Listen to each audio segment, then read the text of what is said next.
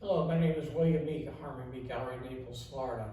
And with me, we have works by Richard Segalman, who was born in 1934 in Coney Island. And this is a monotype of Coney Island.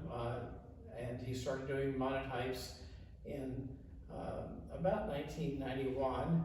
And they're actually painted with inks on a plate of some kind that's the size of the image, and everything is reversed when it's run through the rolling pin press, and it presses the ink onto the paper, and then you have a finished work of art.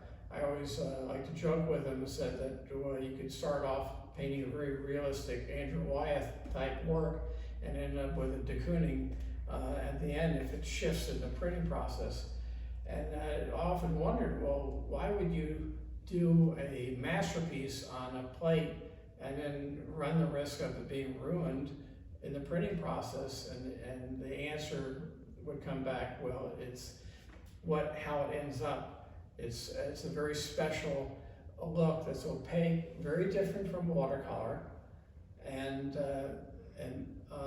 So he was actually a watercolorist early on in his career in the early 60s, and there's three works here that are mid to late 60s works that he loved taking ordinary people in ordinary settings and giving them a real dignity of existence, and they are immortalized in his works of art.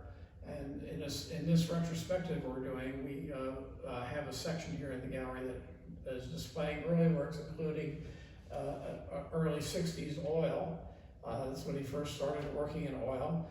And the works of this era are much heavier because he was painting in New York or in Woodstock for the most part. And then we have a pastel done in the early 90s, mid 90s of Santa Fe. He went out there for about 10 years and created a whole different group of works that were relating to that environment.